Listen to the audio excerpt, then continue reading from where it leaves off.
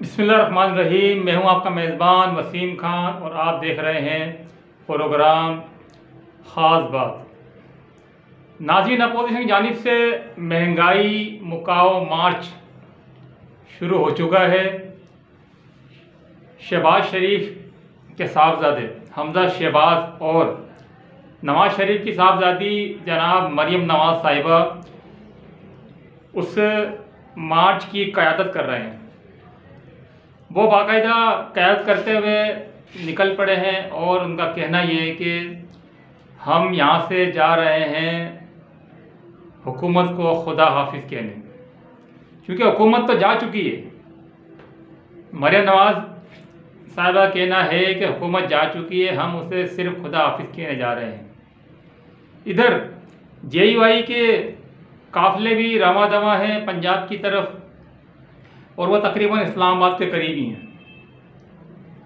उनका भी कहना यही था, इंशाअल्लाह जो है इस हुकूमत को गिरती हुई दीवार को एक धक्का और सिर्फ लगाना है। ये कहना था जनाब JUI के और PDM के सरबराह मोहतरम मौलाना फजलुर रहमान साहब का।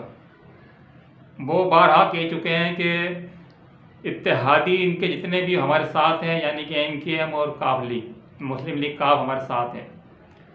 अब देखते हैं कि क्या होता है, क्योंकि अब तक ना मुस्लिम लीग काफ ने कोई फैसला किया है कि किसकी तरफ जाना है, ना ही MKM ने कोई फैसला किया है कि किसकी तरफ जाना है।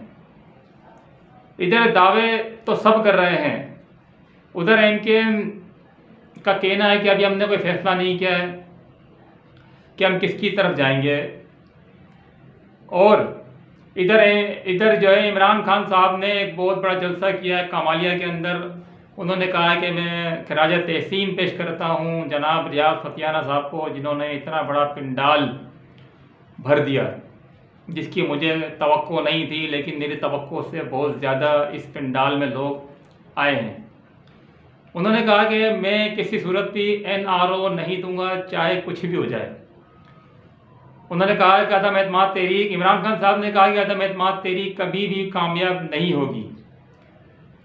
तो ये था कहना, ये थी आज की अपडेट। नाजरीन, जिसने मेरा चैनल WK न्यूज़ सब्सक्राइब नहीं किया है वो ज़रूर विज़िट भी करें, सब्सक्राइब भी करें, लाइक भी करें और साथ में कमेंट्स भी दें।